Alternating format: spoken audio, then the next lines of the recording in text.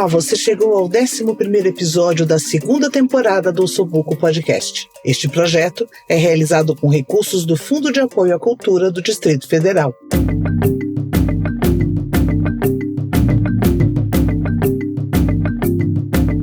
Osobuco DF e as histórias que precisam ser ditas.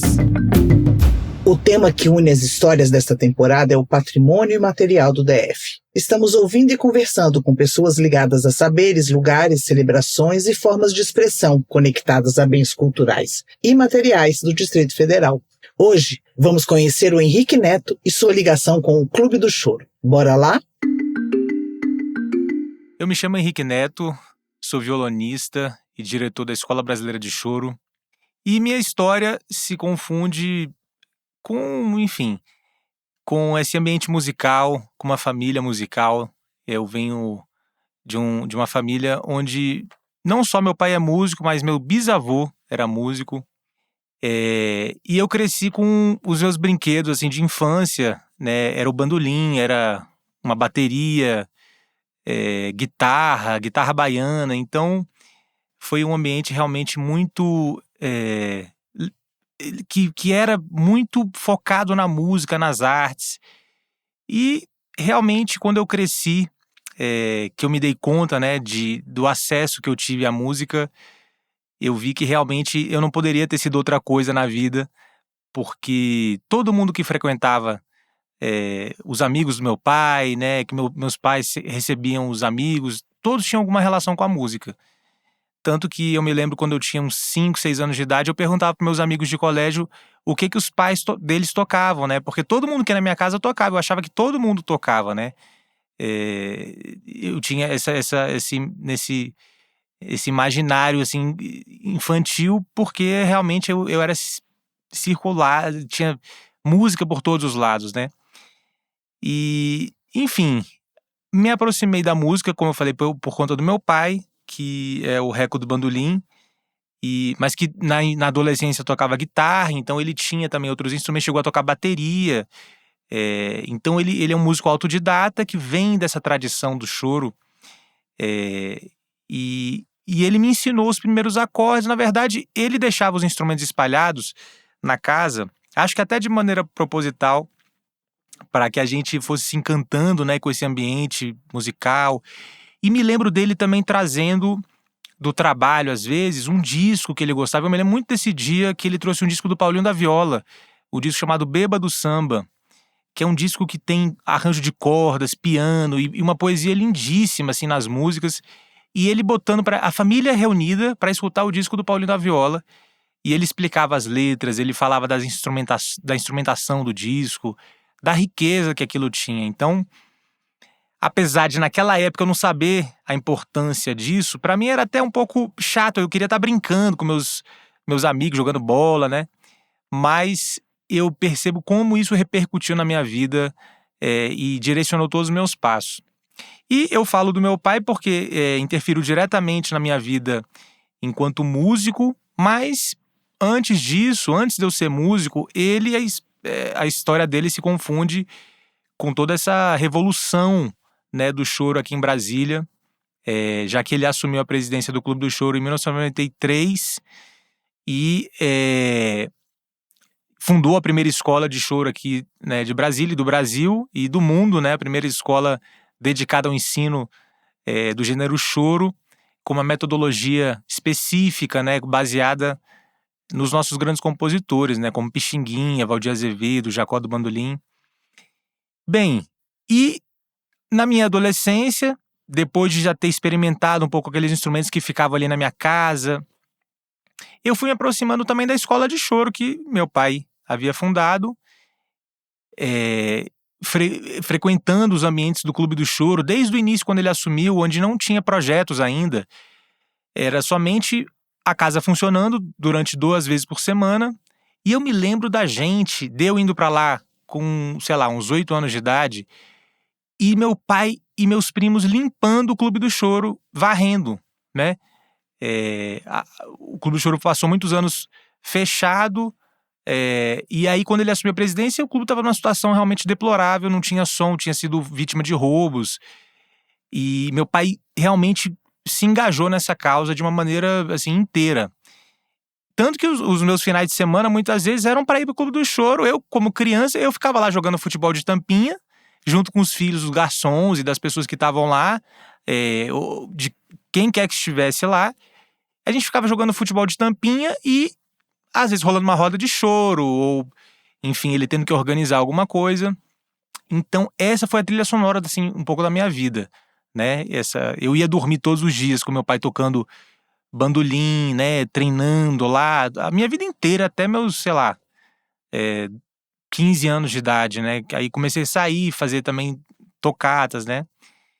E o Clube do Choro foi o lugar onde eu vi os maiores artistas da música brasileira tocando, né? Desde Sivuca, Dominguinhos, Yamandu, Hamilton de Holanda, os maiores da música, Paulinho da Viola, né? E isso numa época que eu já tinha a noção da grandeza desses caras, né? E ao mesmo tempo eles eram pessoas do meu convívio e do convívio da minha família. Então eu cresci com... Hoje eu tenho noção da qualidade musical que eu cresci, que tinha ao meu entorno, né? A minha vida toda. E realmente, assim, foi a maior escola que eu podia ter tido, porque me profissionalizei muito cedo, né? Enquanto músico, com 15 anos eu já tocava, já ganhava cachê. Com 19 anos eu entrei no grupo Choro Livre, que fazia o acompanhamento dos artistas que vinham no Clube do Choro. Então eu comecei a acompanhar esses caras que eu admirava, e cada semana eu tinha que preparar um repertório diferente. Então, não tem universidade, não tem escola de música no mundo que dê uma bagagem de uma semana você tocar com o Hermeto Pascoal, você mergulhar na obra do Hermeto, ter que se preparar para um show de difícil execução, de improviso, daquela liberdade maravilhosa do Hermeto. Na semana seguinte, tocar com Paulo Moura, né, clarinetista, saxofonista, um cara histórico, né, e que tinha também as peculiaridades, as histórias, né. Ele era um cara muito rigoroso. Nos ensaios a gente ficava morrendo de medo dele nos ensaios, porque ele pegava muito assim, no pé da gente. Qualquer errinho ele parava o ensaio, às vezes até constrangia os músicos. Mas chegava na hora do show, ele mudava tudo, não tinha nada a ver com os arranjos do ensaio. Ele mudava, e ele falava: ó, eu quero que acerte no ensaio. No show pode errar, mas no ensaio tem que acertar.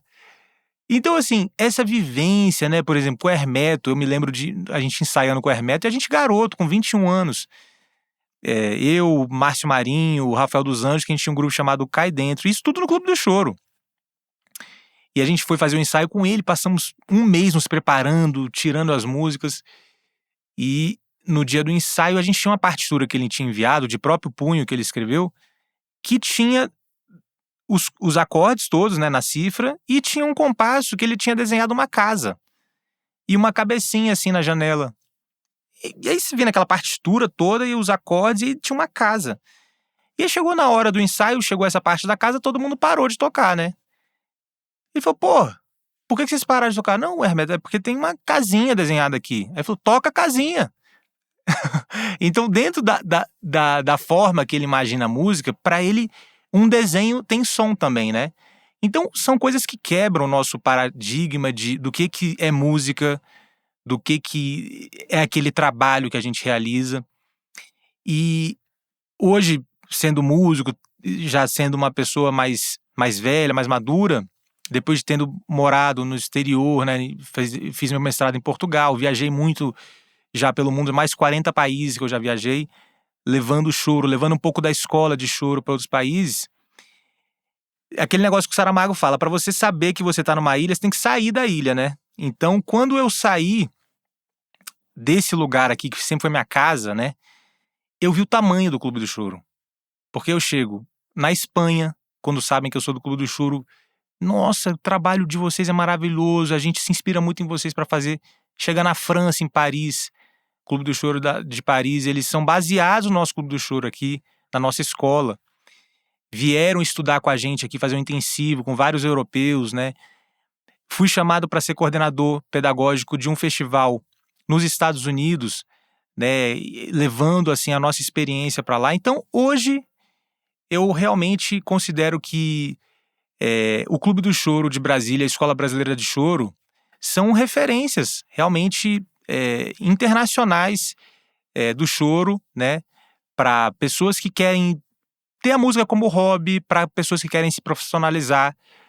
E quando eu comecei, né, jovem, assim, tocando choro, era raro ter um adolescente tocando, né? Hoje em dia virou música de jovem. O choro em Brasília, quando você vai ali no Eixão aos domingos, você vê, na verdade, o público de pessoas de 25 anos para baixo, né? E isso não é à toa, isso não é uma coincidência. Teve um trabalho de base, teve uma formação de público, teve inserção de gente no mercado, né, de músicos que hoje vivem do choro, que era impossível em outras épocas. Então eu considero que toda essa história que afetou a minha vida, que transformou o cenário de Brasília na capital do choro, chegamos a receber Paul McCartney no Clube do Choro, então eu presenciei isso, eu intermediei, quem diria, assim, o empresário do Paul McCartney vir até nós e falar que ele tem desejo de tocar naquela casa porque ele conheceu a história do Clube do Choro e da escola, sobretudo, e se encantou pelo fato de a gente ensinar um gênero que é típico da nossa música, que não está na grande mídia, e é um trabalho de resistência, de amor, de pessoas que realmente vivem isso no dia a dia, né? E não, assim, por marés, né? Então, eu sou muito feliz de fazer parte dessa história, de hoje estar na direção dessa instituição, de estar coordenando os projetos e estar dando essa contribuição de alguém que viveu essas etapas todas desde o início. Olha, o fato do Clube do Choro ser reconhecido como patrimônio aqui local, né, do DF, e o choro ter sido reconhecido pelo IFAM, né, a nível nacional, traz bastante prestígio, né, para o gênero. Evidentemente, houve um trabalho longo, né, e o Clube do Choro deu entrada em 2011. Foi a primeira instituição que pediu o reconhecimento do choro. Depois vieram outras instituições que também corroboraram esse pedido, né, e tivemos esse reconhecimento maravilhoso. Então traz muita divulgação, notoriedade, né, e coloca o choro no lugar que ele merece mesmo, que é pela sua riqueza e cronologicamente ter sido considerado o primeiro gênero urbano da música brasileira. Então ele precisa desse reconhecimento. Do ponto de vista prático, existem algumas linhas de apoio que são destinadas a bens imateriais ou materiais que são reconhecidos como patrimônio.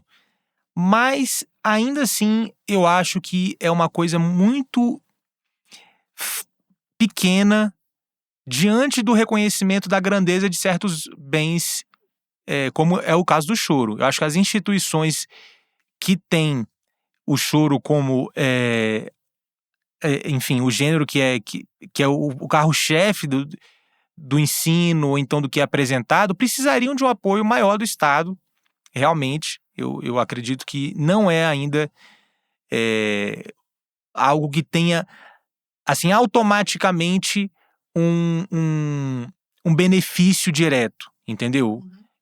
Então eu acho que isso deveria ser repensado de fato, porque se chegou-se à conclusão de que é um gênero que é importante para o Brasil, que alguma instituição ou que alguma obra arquitetônica, qualquer bem material ou imaterial é importante, precisa ser acolhido pelo Estado, né? Porque isso é o que caracteriza o povo, que fortalece a nação. Isso vira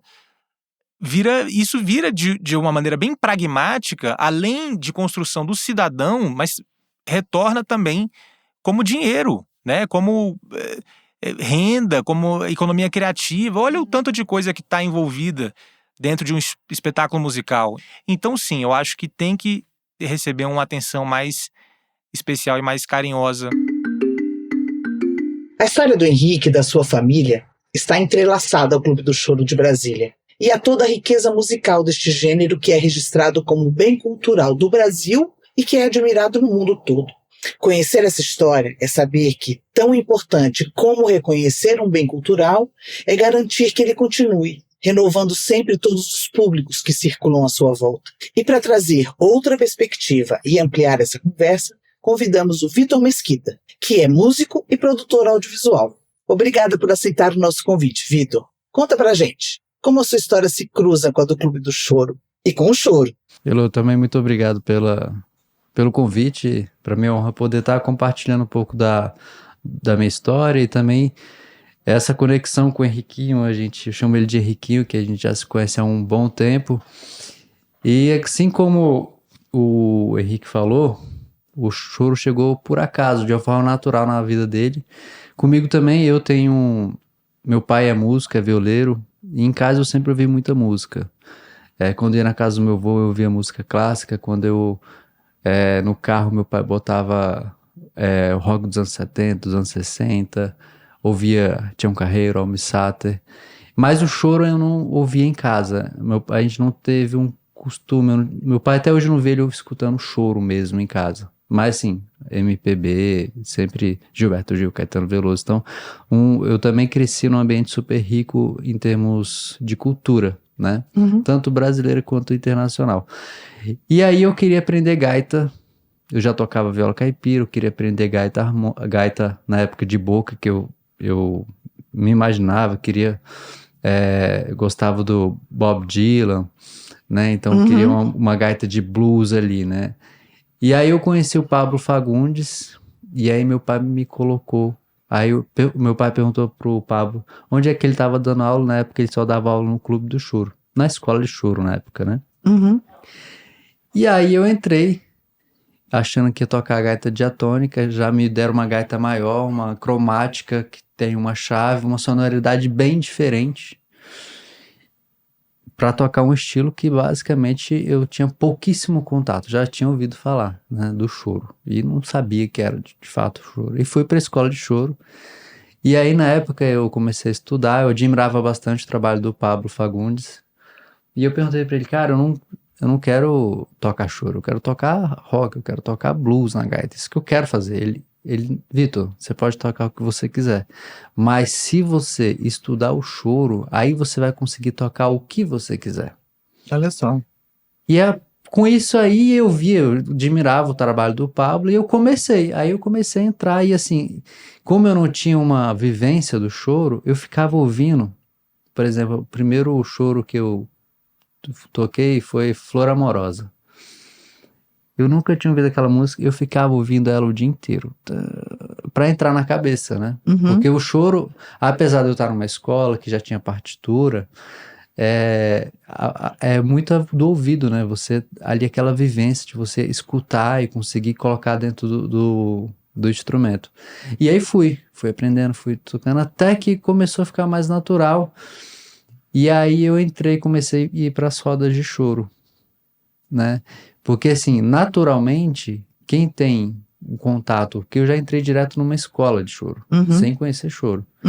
Mas quando a pessoa conhece o choro, geralmente ela conhece pelas rodas, né? E é interessante, porque eu ficava choro, que esquisito esse nome, né? E aí eu fui perceber por que é o choro, é por conta da emoção que gera aquela roda. Um monte de gente tocando, né? Um monte de gente interagindo ali, né?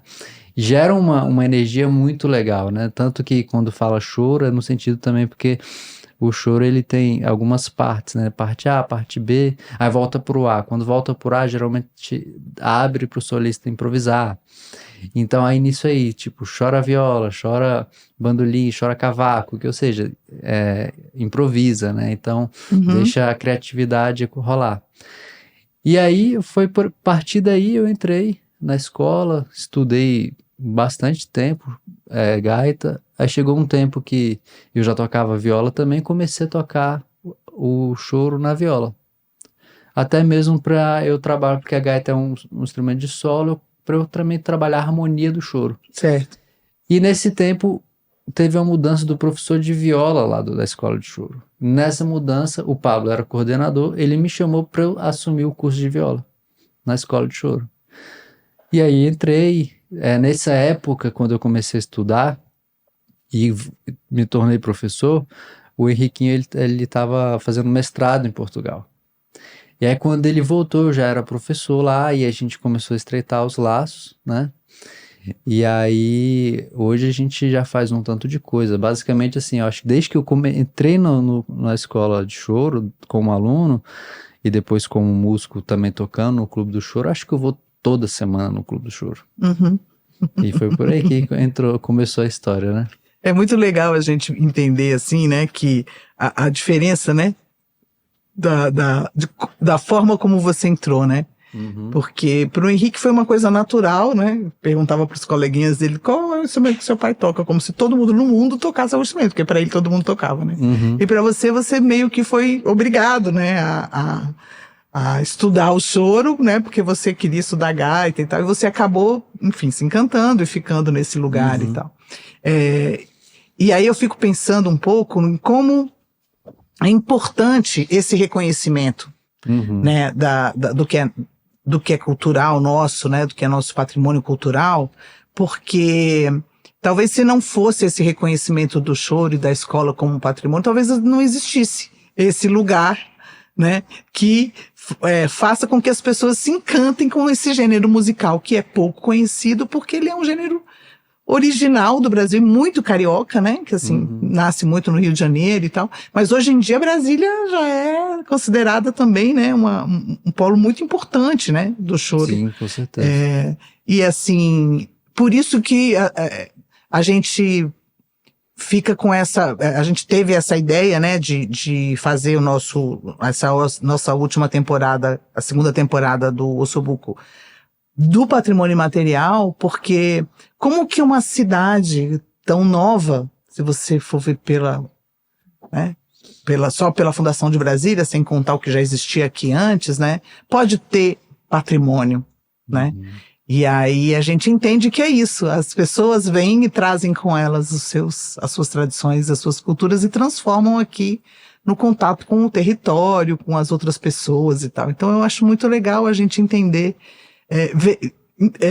conhecer, né, essas duas formas de como que as pessoas acabam interagindo, né, com o patrimônio.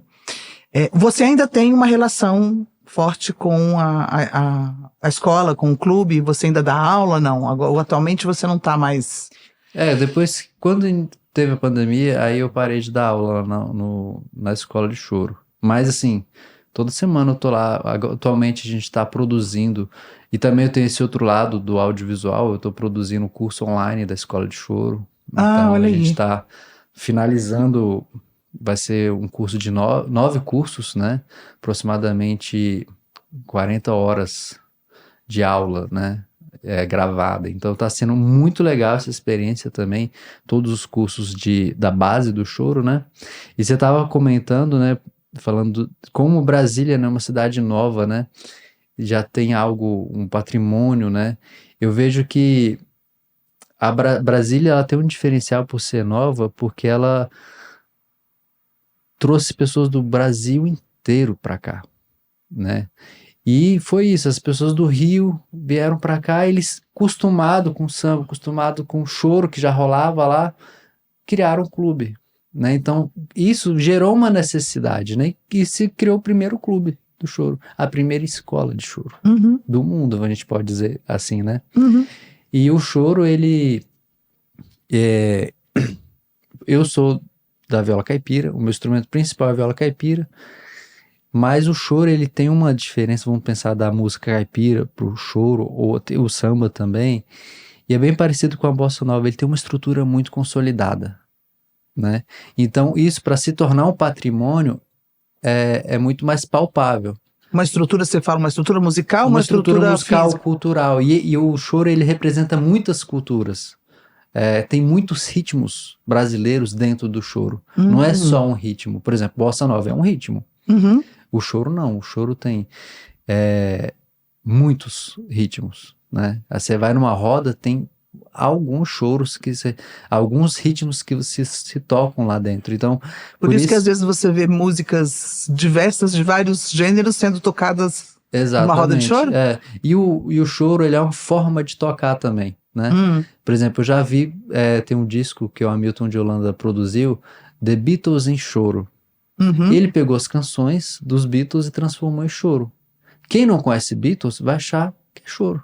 Uhum. Porque ficou a estrutura, a linguagem choro. Então, o choro é como se fosse um jazz nos Estados Unidos. Entendi. O choro é o nosso jazz do Brasil. Vamos pensar assim, né? Como se fosse a nossa base da nossa cultura, né? E por isso que eu acho que tão importante é esse reconhecimento. Porque mostra que a gente está valorizando de alguma forma a nossa cultura e para não deixar se perder, né? Porque a tendência desse mundo globalizado é massificar as culturas, né? Uhum. Quando na verdade a gente está falando aqui da valorização do que é nosso, culturalmente nosso, né? Exatamente. Mas muito legal esse aspecto que você trouxe, assim, de que, comparando, né? De que o choro é como se fosse o jazz, né? Uhum. Que aí a gente consegue entender essa estrutura. E juntando com a fala do Henrique, quando ele diz que como patrimônio deveria ser mais apoiado, né? Até financeiramente e tal, a gente entende um pouco essa fala dele, né? Uhum. Porque a maioria das pessoas conhece o jazz, sabe como funciona, qual é a estrutura, que é um gênero de improviso e tal, mas não conhece o choro. Sim. Né? E não sabe dessa característica. Por quê? Por falta de investimento nosso mesmo, né? E assim, até nas escolas e universidades do próprio Brasil de música, quando a gente vai estudar a música clássica, a gente estuda, né, os grandes compositores e tudo. Quando a gente vai para música popular, a gente estuda jazz. A gente não estuda bossa nova, choro. Olha! Por quê? O jazz ele tem uma estrutura muito consolidada. Sim. De aprendizagem, consolidada e divulgada, e muito divulgada, né? Difundida, só que né? é isso que eu acho que assim, vamos falar culturalmente falando, eu acho que os Estados Unidos ele tem uma coisa que ele valoriza muito a cultura deles, né? Lógico que, assim, não vamos entrar em outros aspectos, né? Mas eu acho que a gente pode aprender isso com eles. Que você vai ver lá, né, os filmes, é tudo propaganda dos Estados Unidos e tudo, pega os melhores heróis e tal, você sempre vê, né, pessoas que fizeram a diferença. Eu acho que a gente tem que fazer isso aqui no Brasil também, nossos heróis, Pixinguinha. Quem é ele? Quem conhece Pixinguinha? Olha só, esse filme que acabou de ganhar o Oscar, O Pecadores, é um filme de blues. Né? E aí fala blues, todo mundo sabe o que é blues, porque ele não é um documentário contando a história do blues. Ele é um filme de ficção que te envolve com uma história que tem terror, que tem um monte de coisa, mas ele coloca o blues ali como um personagem, né? Então, e a gente não conseguiu ainda, né? Estamos começando, mas não conseguiu ainda fazer isso. Com o que é nosso, com o que é a nossa cultura, né? E o blues, ele é muito parecido com a nossa música caipira. Muito. A estrutura musical é bem parecida. Até as letras são parecidas. Só que soa totalmente diferente. E olha como o blues é muito mais forte nos Estados Unidos. O mundo conhece o blues e o mundo não conhece a música caipira, por exemplo. Mesma coisa o choro com jazz, né? Então eu acho que esses movimentos são muito importantes e eu acho que vai de fato fazer diferença quando nas universidades e nas escolas técnicas de música tirar o jazz e colocar o choro. Nada contra o jazz é fantástico, é uma grande escola. Entendo. Mas o choro é a nossa escola. Ele tinha que ser a nossa escola, né? Porque tem gente que vem, por exemplo, com o Pablo a gente está fazendo o curso de inverno de choro internacional, que a gente faz todo mês de julho e agosto. Certo. Traz o quê? A gente trouxe uma turma da França para cá para estudar choro.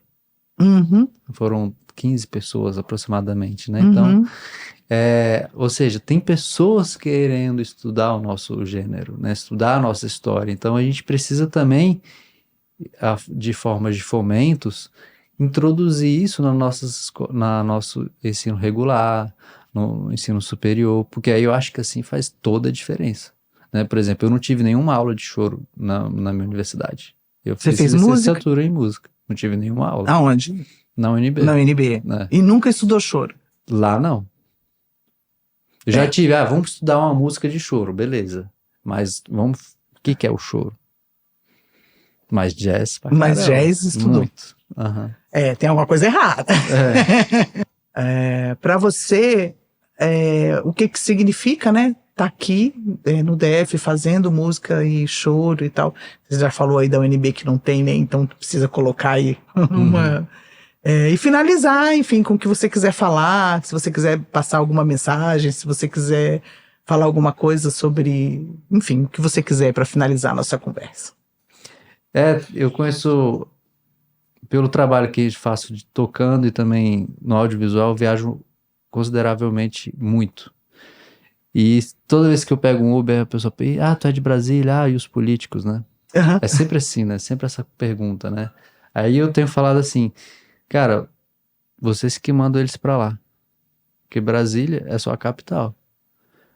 O Congresso é uma coisa. Brasília é outra, né? Então, Brasília é uma cidade que a gente tem uma efervescência cultural, a gente tem uma característica que a gente está se construindo, a gente tem uma cultura que está sendo desenvolvida, né? A gente está no início, a gente tem uma história curta, mas ao mesmo tempo, quando a gente, falando musicalmente falando, no choro, o pessoal fala, esse cara é de Brasília, quando tá tocando. Porque a gente já tem uma característica diferente. A gente resgata o choro, valoriza a história, mas ao mesmo tempo, assim como o choro, a música caipira, o outro gênero, a gente já foi a capital do rock, né? A gente já... Isso que a Brasília tinha menos de 10 anos quando a gente já era a capital do rock, né? Então a gente tem diversos elementos que trazem um impacto cultural no Brasil inteiro por conta dessa, como eu falei no início, né? Essa grande concentração de muitas pessoas. Você está aqui no plano piloto, você conhece algumas pessoas. Você vai na Ceilândia, é o pessoal mais do Nordeste. Você vai para Sobradinho, outro pessoal. Vai Taguatinga, Minas Gerais. Ou seja, são cidades tão coladas uma na outra, só que pessoas que vieram de diversos lugares do Brasil se transformando e se conectando, né? Então, eu acho que quem quer ter uma experiência de conhecer uma cidade que nova, organizada, né? Que a gente tem, vamos pensar assim, a possibilidade de ouvir inúmeros estilos musicais, inúmeros tipos de evento. O Brasil tem tudo isso, né? Além de diversas outras coisas. Lógico, se a gente puder e se conscientizar e cada vez votar melhor, aqui vai ser um ambiente mais agradável e assim como em qualquer outra cidade também vai ser, né? Então quem acha que aqui só tem político, lembre que o político que está aqui é você que mandou. Não estou de qualidade nesse político que tá vindo pra cá, né? Então não é nossa culpa, né? Então a gente está aqui, mas a gente tem uma história. Brasília, quando fala, não tem nada para fazer, tem sim. Qualquer dia, se você quiser, tem algo para fazer. É a cidade que tem mais parques urbanos do mundo, né? Então, assim, se quiser fazer esporte, pode fazer. Assim, hoje em dia, por leis de silêncio e tal, a cultura, ela tá tomando conta dos parques. Você vê shows ao ar livre, de graça, gratuitamente, tem a possibilidade de tocar. Então, é uma efervescência cultural muito legal. Mas, assim, eu falei que estava terminando, mas você falou uma coisa que eu queria te perguntar e pedir para você falar um pouco mais. Você falou assim que quando a gente escuta alguém de Brasília tocando choro, a gente sabe que é de Brasília. Isso é patrimônio cultural, né? Por que você... Qual é a diferença quando é alguém de Brasília? Você se consegue... É o sotaque. É igual quando a gente chega no Rio e a gente... Pô, velho. Né? Quando a gente fala velho, a pessoa, isso aqui é de Brasília. É a mesma coisa, a forma de tocar. A gente, vamos dizer assim, tem as regras, a estrutura, Brasília mexe um pouco. Mexe um pouquinho no ritmo, mexe um pouquinho nas melodias, na forma de improvisar. Olha aí. Entendeu? Então, tanto que tem os conservadores, como é que é a palavra? O pessoal os tradicionais, assim, eles têm um pouco até de preconceito, porque muda um pouco a forma de tocar, né? Mas a gente não deixa de valorizar, né? Vamos dizer assim, você tá tocando a mesma coisa diferente. Aí tem que pegar, coloca uma música, ou um músico que não é de Brasília e outro que é. Aí dá pra ouvir. Aí você entende, né? Pois é. Então, eu acho que assim, o Niemeyer tinha razão quando ele falava, você pode não gostar de Brasília, né, do que você vê, mas com certeza você nunca viu nada igual. Exatamente. O que ele falou para arquitetura serve para outras coisas também, né? Com certeza. Então tá bom. Obrigada, Vitor. Obrigado a você. Até a próxima. Até. A arte salva. Essa frase marcou o período da pandemia quando estivemos isolados e com medo da incerteza sobre o amanhã. E salvou. Quando um bloco de carnaval para seu cortejo na rua e começa a cantar para um casal na janela, é a arte do chorinho nos tornando uma única voz e se declarando com emoção. Meu coração, não sei porquê, bate feliz quando te vê, e os meus olhos ficam sorrindo, e pelas ruas vão te seguindo, mas mesmo assim, foges de mim. Ah, se tu soubesses como sou tão carinhoso e muito, muito que te quero. E como é sincero meu amor, eu sei que tu não fugirias mais de mim. Certeza que você continuou cantando daí. Obrigada pela companhia. Se você quiser falar com a gente sobre este episódio ou tem sugestão de histórias que precisamos conhecer, pode mandar e-mail para contato@osobu.co. Até o próximo e último episódio dessa temporada.